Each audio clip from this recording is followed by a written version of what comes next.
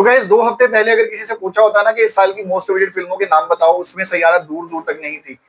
और आज ये टाइम है कि सैयारा इस साल की one of the biggest grocers, one of the biggest blockbusters बन चुकी है।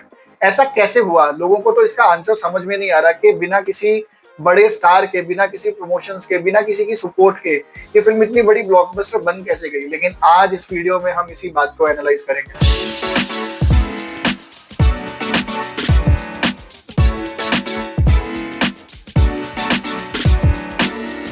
तो सैयारा को रिलीज हुए अभी 5 दिन हुए हैं, और अगर 5 दिन में ये फिल्म 70-80 करोड़ का बिजनेस भी कर लेती ना, तो बहुत बड़ी बात हो जाती। फिर भी लोग इस मूवी की बहुत तारीफ करते हैं कि इस मूवी ने बहुत अच्छा परफॉर्म किया है बॉक्स ऑफिस पे। लेकिन 5 दिन में इस फिल्म ने 131.50 करोड़ का बिजनेस किया है, which is unbelievable. And even more unbelievable fact is कि ये फिल्म के कलेक्शंस डे बाय डे बढ़ते ही जा रहे हैं। तो this is something really crazy going on eight the box office. लेकिन ये सारी चीजें क्यों हो रही हैं? इसके पीछे 1, 2 या 3 रीजंस नहीं है, बहुत सारे रीजंस हैं। आज हम एक एक करके सारे रीजंस को डिस्कस करेंगे।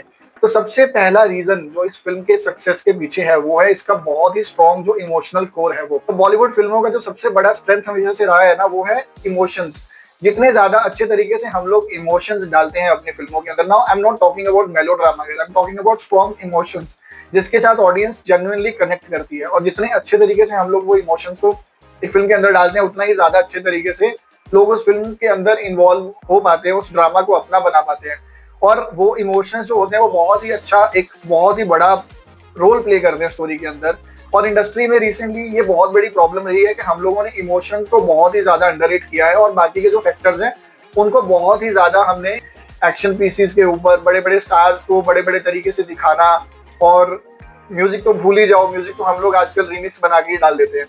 तो ये सारी चीजों को हम लोगों ने कहीं ना कहीं इग्नोर किया। लेकिन मोहित सूरी ने जब सैयारा बनाई तो उसने इमोशंस को भर भर के डाला, और म्यूजिक के ऊपर भी अच्छा खासा जोर डाला। उसकी वजह से हालांकि किसी ने एक्सपेक्ट नहीं किया था कि ये फिल्म बहुत बड़ी ओपनिंग लेगी, लेकिन इस फिल्म ने एक मैजिक कर दिया। जो कोर ऑडियंस है, जो सिनेमा लवर्स हैं, जो अच्छे म्यूजिक को पसंद करते हैं, जो आज भी अच्छे म्यूजिक को लुक फॉरवर्ड करते हैं, उन्होंने कहीं ना कहीं ये गानों को सुन के, ये ट्रेलर को देख के अपना मन बना लिया था कि सैयारा को थिएटर्स में देखना ही देखना है। और दूसरा सबसे इंपॉर्टेंट पार्ट इस फिल्म की सक्सेस के पीछे है इसकी न्यू स्टार कास्ट। एक न्यू कमर को अगर एक अच्छे तरीके से कास्ट किया जाए, अच्छी स्टोरी दी जाए और उनको अच्छे तरीके से प्रेजेंट किया जाए, तो वो न्यू कमर्स भी एक जादू करने का ऑडियंस के ऊपर पोटेंशियल रखते हैं। और यहाँ पे अहान पांडे और अनित पड्डा ने वो जादू ही किया है। और सबसे बड़ी बात यहाँ पे, जो इतने बड़े बड़े स्टार, सीनियर एक्टर्स को हम लोग बड़ी स्क्रीन पे इतने टाइम से देखते आ रहे हैं, उनसे ही रोमांटिक रोल्स भी करवाए जा रहे हैं। ऑडियंस देख लेती है उन लोगों को, क्योंकि अभी भी कुछ ज्यादा ऑप्शंस नहीं है देखने के लिए। लेकिन they have always craved for someone जिसके साथ वो रिलेट कर पाए।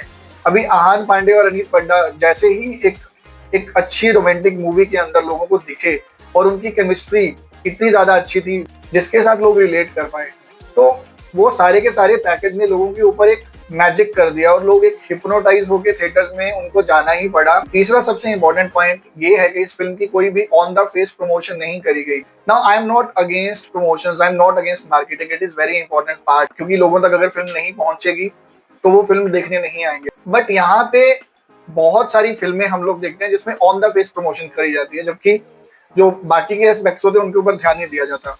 सैयारा ने उसका बिल्कुल ऑपोजिट किया, उसने बाकी के सारे एस्पेक्ट्स के ऊपर भर भर के ध्यान दिया और प्रमोशंस को थोड़ा सा अवॉइड किया। सिर्फ फिल्म के डायरेक्टर मोहित सूरी ने इंटरव्यूज दिए फिल्म की रिलीज से पहले, और उन्होंने बस मूवी के बारे में बात करी। अहान पांडे, अनीत पड्डा, इनके बारे में लोगों को कुछ नहीं पता था। सोशल मीडिया पे कोई बहुत ज्यादा स्ट्रॉन्ग प्रेजेंस नहीं थी। उनके अपने इंस्टाग्राम अकाउंट्स हैं, लेकिन कोई बहुत ज्यादा पूरा पूरा दिन बैठ के वो सोशल मीडिया पे स्टोरीज नहीं डालते, पूरा पूरा दिन बैठ के इंस्टाग्राम पे रील्स नहीं डालते, या ट्विटर पे बैठ के पूरा पूरा दिन ट्वीट्स नहीं करते। और आदित्य चोपड़ा जो कि वाईआरएफ के हेड होंको हैं, उन्होंने भी यही स्ट्रेटजी बनाई थी कि जो फिल्म के लीड प्लेयर है उनके अराउंड एक मिस्ट्री होना चाहिए। जितनी ज्यादा मिस्ट्री होगी, लोग उतना ही ज्यादा अट्रैक्ट होंगे आपको देखने के लिए। And that is exactly what happened. लोगों को नहीं पता था अहान पांडे क्या करते हैं, कैसे दिखते हैं, कैसे बात करते हैं। अनीत पड्डा के बारे में लोगों को ज्यादा नहीं पता था, तो उनकी केमिस्ट्री ट्रेलर में देख के वैसे ही लोगों को अच्छी लग रही थी। तो they had to visit the cinemas and give the film a chance, कि देखे तो सही जाके कि होता क्या है। तो इस फिल्म का जब ट्रेलर आया था ना, तो बहुत ही ज्यादा हाई रिजेम्बलेंस लग रही थी आशिकी 2 के साथ। हालांकि जो क्रिटिक्स हैं, जो इंडस्ट्री पीपल है, वो इस चीज को सैयारा का एक वीक पॉइंट बता रहे थे, जो कि है भी। किसी फिल्म को कॉपी करना वो अच्छी बात नहीं है, हमेशा हर मूवी के अंदर एक यूनिक एलिमेंट होना चाहिए। लेकिन ये एग्जैक्टली ये चीज इस फिल्म के लिए एक स्ट्रॉन्ग पॉइंट भी बनी, क्योंकि लोगों को ये फिल्म ऐसा लग रहा था जैसे कि आशिकी 3 की स्टोरी है। मोहित सूरी ने भी अपने एक इंटरव्यू में बोला था कि ये जो स्टोरी लिखी गई थी पहले आशिकी 3 के लिए लिखी गई थी। तो कहीं ना कहीं वो जो आशिकी 3 एलिमेंट था उसने लोगों को बहुत ही ज्यादा एक्साइट किया, लोगों को कहीं ना कहीं लगा कि this is something that will make them remember the Ashiki 2 magic. So that is something that people wanted to relive in the cinemas again. This is a very psychological reason that has worked in the favor of the film. तो अभी हम लोग ना बहुत time से ये बोलते आ रहे हैं कि बॉलीवुड में कोई बहुत ही अच्छी रोमांटिक फिल्म नहीं बन रही। This is the same reason that जब सनम तेरी कसम की री रिलीज हुई, लैला मजनू की री रिलीज हुई, तो उस फिल्म के अराउंड एक कल्ट बन चुका था जो पिछले काफी सालों में जिन लोगों ने सनम तेरी कसम को टीवी में देखा था, ओटीटी पे देखा था, same goes with Laila Majnu. ये दोनों फिल्में जब थिएटर में रिलीज हुई थी तो नहीं चली थी, फ्लॉप हो गई थी, डिजास्टर हो गई थी। लेकिन बाद में जब लोगों ने इस फिल्म को देखा बैठ के ओटीटी में, तो उनको कहीं ना कहीं ये रिग्रेट हुआ कि why did they miss this film in theatres. Fortunately जब ये फिल्में री रिलीज हुई तो लोगों ने बहुत ही एक्साइटमेंट के साथ थिएटर्स में जाके इस फिल्म को देखा, रील्स बनाए, मजा किया। अगेन इंटरनेट में इन दोनों फिल्मों की बहुत ज्यादा बात हुई। अब जब सैयारा रिलीज होने वाली थी थिएटर में, लोगों ने इस फिल्म के ट्रेलर को पसंद किया था, गानों को पसंद किया था, फिल्म का लीड पेयर लोगों को पसंद आ रहा था, everything was going in the favour of the film. तो लोगों ने ये सोचा कि हमने जो गलती पहले की थी ना, सनम तेरी कसम, लैला मजनू और भी बहुत सारी रोमांटिक फिल्मों को मिस करके, वो गलती हम लोग सैयारा के केस में नहीं करेंगे। So that is exactly when happened. जब सैयारा के एडवांस बुकिंग स्टार्ट हुए, लोगों को समझ में नहीं आया कि इसके एडवांस बुकिंग इतनी ज्यादा क्यों हो रही है और कैसे हो रही है। अभी वीडियो को रैप करने से पहले ना मैं आपको एक बोनस पॉइंट बताता हूँ। अभी रिसेंटली सैयारा से पहले मेट्रो इन दिनों रिलीज हुई थी। When I watched that film, I thought that this was just an above average film because people were starving so much for a good romantic film. उनको metro इन दिनों भी बहुत ज्यादा अच्छी लगी। मूवी की ओपनिंग कुछ खास नहीं थी, मूवी का म्यूजिक हिट हुआ था, लेकिन वो जो हिट हुआ था म्यूजिक वो धीरे धीरे लोगों के ऊपर ग्रो किया। इवन दो मेट्रो इन दिनों की स्टोरी के अंदर वो कुछ खास बात नहीं थी, उसके बावजूद भी वो फिल्म थिएटर्स में 2 हफ्ते तक बहुत ही अच्छे तरीके से, एक स्टेबल तरीके से चलती रही and very easily it exceeded the expectations. तो जब मेट्रो इन दिनों जैसी अबव एवरेज फिल्म इस तरह के टाइम में, जब लोग लिटरली स्टार्व कर रहे हैं एक अच्छी रोमांटिक फिल्म के लिए, जब वो फिल्म अच्छा बिजनेस कर सकती है, तो सैयारा जैसी फिल्म जिसके अंदर इतने सारे अच्छे पॉइंट्स थे और लोगों को देखने के बाद भी अच्छी लगी, तो उसका वर्ड ऑफ माउथ भी स्प्रेड हुआ। तो ये सारी चीजें फिल्म के सपोर्ट में आई, उसके बाद ही ये फिल्म एक फेनोमेनन बनी बॉक्स ऑफिस के ऊपर।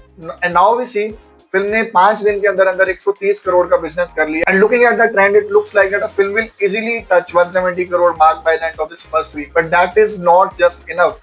सेकंड वीक में भी फिल्म का कोई कंपटीशन नहीं है। This film will continue to do very well at the box office and it seems 300 crore lifetime तो डन ही है, उसमें कोई भी शक नहीं है। लेकिन ये film easily 400 crore life time करेगी ही करेगी। और अगर सेकंड वीक के एंड होने तक इस फिल्म के अंदर कोई बहुत ज्यादा ड्रॉप नहीं आया, तो ये फिल्म 500 करोड़ तक भी जा सकती है। जिस क्लब के अंदर अभी तक कुछ ज्यादा बॉलीवुड फिल्में नहीं है, हार्डली 5 या 6 फिल्में ही होंगी जो 500 क्लब के अंदर, उस एलीट क्लब के अंदर Saiyaara will make an entry. तो गाइज, अगर आपको मेरा ये एनालिसिस अच्छा लगा तो do like this video, comment करके मुझे अपने व्यूज बताएं। अगर मैंने कोई पॉइंट मिस कर दिया तो आप मुझे कमेंट करके बताइए कि ऐसा और कौन सा रीजन है जिसकी वजह से ये फिल्म इतनी बड़ी सक्सेस बनी। And don't forget to subscribe glamour alert.